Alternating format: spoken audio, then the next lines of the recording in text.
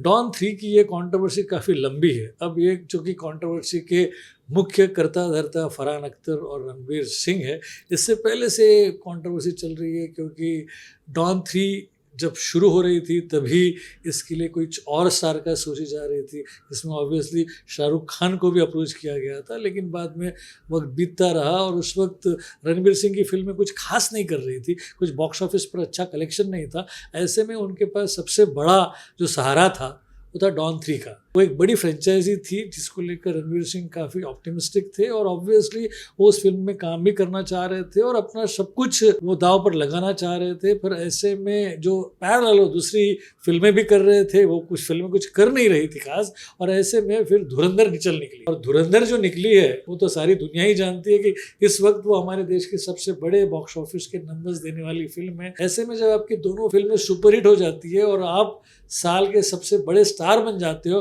तो ऑब्वियसली आपके सामने बहुत सारे ऑप्शंस खुल जाते हैं। ऐसे में प्रलय नाम की एक ज़ोंबी फिल्म है जिसके बारे में ऑलरेडी रणवीर काफ़ी एडवांस स्टेज पर बात कर रहे हैं। रणवीर सिंह ने डॉन 3 के लिए काफ़ी वक्त दिया था और उन्होंने ही नहीं बल्कि फरहान अख्तर की टीम ने भी काफ़ी वक्त दिया था। ऐसे में दोनों का साझा वक्त था जो इस फिल्म के प्री प्रोडक्शन में गया। अब चूंकि रणवीर सिंह ने ये इनकार कर दिया है कि वो डॉन 3 नहीं करेंगे, ऑब्वियसली जो 7 या 8 महीने का काम हो चुका है प्री प्रोडक्शन में, उसका खर्चा तो प्रोडक्शन हाउस को ही बियर करना पड़ेगा, जो कि एक्सेल एंटरटेनमेंट है। अब जब एक्सेल एंटरटेनमेंट, जो कि फरहान अख्तर और रितेश सिद्धवानी का है, उनको ये समझ में आ गया कि रणवीर सिंह डॉन नहीं करेंगे, तो उनको लगा जो ऑलरेडी खर्चा इसकी प्री प्रोडक्शन में चला गया है वो किसी तरीके से वसूल किया जाए। इसलिए उन्होंने करीब 40-45 करोड़ का क्लेम रणवीर सिंह पे किया, जो कि उन्होंने इनकार कर दिया। फिर ऐसे में FWICE है, जिसका मतलब है federation of western India cine employees. ये एम्प्लॉयज की हितों की रक्षा करने के लिए बनाई गई है। उन्होंने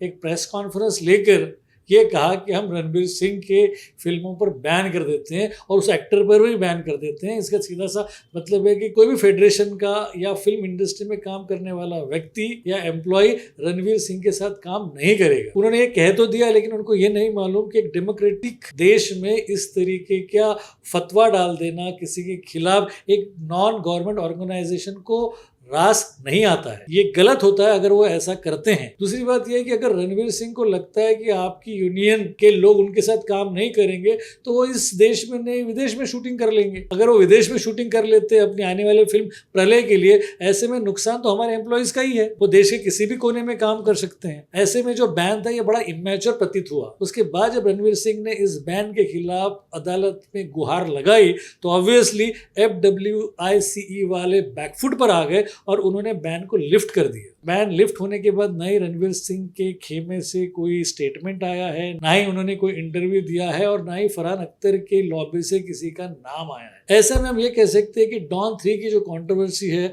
उससे इस फ्रेंचाइजी को फायदा ही होगा, ना इसमें किसी को नुकसान हुआ है। नुकसान हुआ है तो इसमें एक्सेल एंटरटेनमेंट का हुआ है, क्योंकि एक बड़ी फ्रेंचाइजी में रणवीर सिंह की नामौजूदगी उनको खलेगी। लेकिन इसमें ना रणवीर सिंह का कोई नुकसान हुआ है, ना ही FWICE का। हाँ, इतना फायदा जरूर हुआ है कि FWICE फिर से लाइमलाइट में आ गई है।